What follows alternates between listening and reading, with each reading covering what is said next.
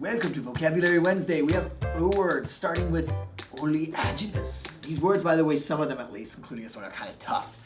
So let's say I'm trying to be your friend. I say, hey man, how are you doing? How are you doing today? You look great. I bet you would look even better behind the wheel of this amazing automobile. It would really bring out your complexion. That person, I guess in this case a car salesman, is being oleaginous. And so you can almost kind of get the feeling of what that word is. You're kind of being sleazy. You're trying to be someone's friend in this really like oily, over-the-top way.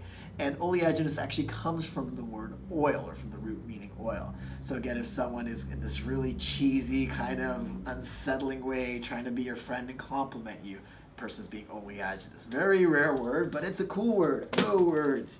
Next one, another very rare word, Otiose. So something that is no longer effective anymore, doesn't do the job, is Otiose.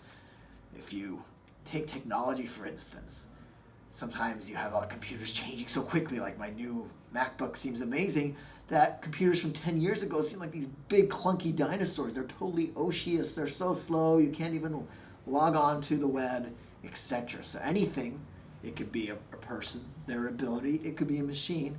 If it's become ineffectual, no longer doing the job, it's become Otiose. Scary word, maybe good word for Scrabble.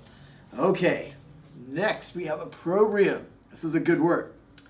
Opprobrium is very similar to another word we've had, which is ignominious, which means shameful, disgraceful, usually in a public context. So if someone does something, their behavior is just so bad, then what they get is opprobrium. Everyone looks at them and goes, gosh, you are a horrible person. How could you have done that?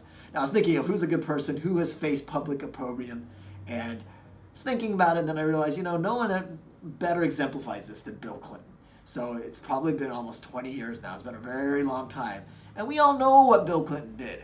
And we all know the public reaction. At least 95% of the public were like aghast. And that is an example of someone being held up high, all of a sudden being held down very low. That is opprobrium. Last word. Oh my God. I just got like so many words. They're like all in my head. I need to get them out. I'm going crazy here. Someone help me. Oh my God. That's being overwrought. You're totally anxious and tense and just worked up, wound up. And so we all become overwrought. Like if I'm late and I'm in traffic, I get overwrought. And I'm sure when you're rushing to the test center and you're worrying about the test, most of us going into the GRE will be overwrought. Though we should try our best to breathe so that we will not be overwrought.